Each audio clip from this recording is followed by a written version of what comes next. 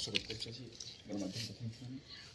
କଥା ହେଉଛି କ'ଣ କି ଆଜି ଯେଉଁଭଳି ଭାବରେ ଆପଣ ଜଣେ ଫିଲ୍ମ ଜଗତର ଜଣେ ଉଜ୍ଜଳ ତାରକା ଭାବରେ ଆପଣ ବିଗତରେ ଆଉ ଆଗାମୀ ଭବିଷ୍ୟତ ପାଇଁ ଲକ୍ଷ୍ୟ ରଖିଛନ୍ତି, ଯେଉଁ ଅଭିନୟ ବଜାୟ ରଖିଛନ୍ତି, ସେ କ୍ଷେତ୍ରରେ ଆପଣ ଆଜି ସମ୍ମାନିତ ହେଉଛନ୍ତି। କ'ଣ କହିବେ ଆପଣଙ୍କର ଅଭିନୟ ଜଗତରେ କ'ଣ ରହିଥିଲା ଏବଂ କ'ଣ ରଖିବା ପାଇଁ ଆଶା ରଖୁଛି? ସମସ୍ତଙ୍କୁ ପ୍ରଥମେ ନବବର୍ଷର ଅନେକ ଅନେକ ଶୁଭେଚ୍ଛା ଓ ଅଭିନନ୍ଦନ।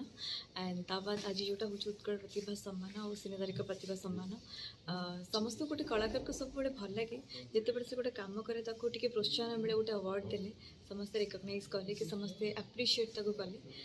ଯେମିତିକି ଏତେ ବର୍ଷ ହେଲାଣି ଇଣ୍ଡଷ୍ଟ୍ରି 10-12 ବର୍ଷ ହେଲାଣି ଆମେ କାମ କରିବାରେ ପ୍ରତ୍ୟେକ ସ୍ତରରେ ଆମକୁ କେଉଁଠି ନା କେଉଁଠି ଯେତେବେଳେ ଆପ୍ରିସିଏସନ୍ ମିଳେ ବହୁତ ଭଲ ଲାଗେ। ସେଇଟା ହେଉଛି ଆମ ପାଇଁ ଗୋଟେ ଅକ୍ସିଜେନ୍। ଯେମିତି ଆପଣମାନଙ୍କର ଭଲ ପାଇବା ଆମକୁ ଦରକାର, ତ ଡେଫିନେଟଲି ଗୋଟେ ଗୋଟେ କେବେ ଆୱାର୍ଡ଼ ବି ମିଳିଲେ ବହୁତ ଭଲ ଲାଗେ। ତ ଆଜି ମୋତେ ବହୁତ ଭଲ ଲାଗୁଛି ସିନେ ପ୍ରତିଭା ସମ୍ମାନରେ ମୋତେ ଗୋଟେ ଭଲ ଅଭିନେତ୍ରୀର ଗୋଟେ ସମ୍ମାନ ଦେଇଯାଇଛି। ମୁଁ ଆପଣମାନଙ୍କ ନିକଟରେ ଚିରଋଣୀ କି ଆପଣମାନେ ଯଦି ସେତିକି ମୋତେ ଭଲ ପାଇବା ଦେଇନଥାନ୍ତେ ହୁଏତ ସମସ୍ତେ ମୋତେ ଏତେ ସାରା ଆପ୍ରିସିଏସନ୍ ଦିଅନ୍ତେନି। ଧନ୍ୟବାଦ। ମ୍ୟାଡ଼ାମ୍ ଆପଣଙ୍କର ଆଗାମୀ ଲକ୍ଷ୍ୟ କରିଛନ୍ତି ଯେଉଁ ଫିଲ୍ମ ବର୍ତ୍ତମାନ ଆଗକୁ ରିଲିଜ୍ ହେବାକୁ ଯାଉଛି, ଏଥିରେ କେଉଁଠି ଆପଣ ଭୂମିକା କେମିତି ରହିବ? ଜଷ୍ଟ ମୋର ହେ ପ୍ରଭୁ ସିରିଏଲ୍ ସରିଲା, ତାପରେ ସାହାଣୀ ଘର କାହାଣୀ ନିଜ ପ୍ରଡକ୍ସନ୍ ହାଉସ୍ରେ ମୁଁ ପ୍ରଥମ ଫିଲ୍ମ ବି ବନେଇଥିଲି। ଆଗକୁ ଆଗାମୀ ଲକ୍ଷ୍ୟ ରଖିଛି କି କିଛିଟା ଭଲ ଫିଲ୍ମ କରିବି, ମୋ ପ୍ରଡକ୍ସନ୍ ହାଉସ୍ରେ ହଉ କି ଅନ୍ୟମାନଙ୍କ ପ୍ରଡକ୍ସନ୍ ହାଉସ୍ରେ ହଉ, ଯେକୌଣସି କାମ କରିବି ଭଲ କାମ କରିବି ଯେମିତି ଆପଣମାନଙ୍କୁ ଭଲ ଲାଗିବ। ଉତ୍କଳ ପ୍ରତିଭା ସମ୍ମାନିତ ହେଲେ ବିଶେଷ କରି ଆପଣଙ୍କର କ'ଣ ରହିବ ୟା ପ୍ରତି? ନିଶ୍ଚିତ ଭାବରେ ମୁଁ ଧନ୍ୟବାଦ ଦେବି ଦିଲ୍ଲୀପ ଚନ୍ଦନକୁ। ନିଶ୍ଚିତ ଭାବରେ ସିଏ ଏତେ ସୁନ୍ଦର କାର୍ଯ୍ୟକ୍ରମ କରିଛନ୍ତି ଏବଂ ଏଇ ଯେଉଁ ପାଣ୍ଡେମିକ୍ ସିଚୁଏସନ୍ ଚାଲିଛି ତା ଭିତରେ କମ୍ ଲୋକଙ୍କୁ ନେଇକି ଭଲ ପ୍ରୋଗ୍ରାମଟେ କରିଛନ୍ତି। ଆମ ସ୍ପିକର ମଧ୍ୟ ଏଥିରେ ଅଛନ୍ତି ସୂର୍ଯ୍ୟନାରାୟଣ ପାତ୍ର।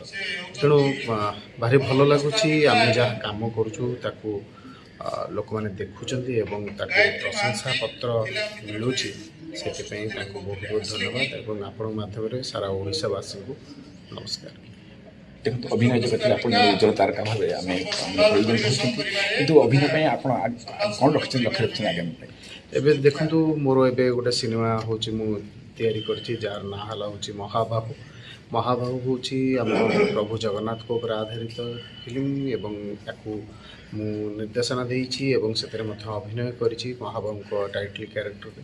ତେଣୁ ନିଶ୍ଚିତ ଭାବରେ ମୁଁ ଚାହିଁବି ଦର୍ଶକମାନେ ମୌଳିକ ସିନେମା, ମାନେ ଆମର କାହାଣୀ, ଆମର କଥା, ଆମ କଲଚର, ଆମର ହେରିଟେଜ୍, ଆକୁ ସେମାନେ ପସନ୍ଦ କରନ୍ତୁ, ଆକୁ ଦେଖନ୍ତୁ, ତାପରେ ଯାଇକି ବହୁତ ଭଲ ଭଲ ସିନେମା ତିଆରି ହେବ।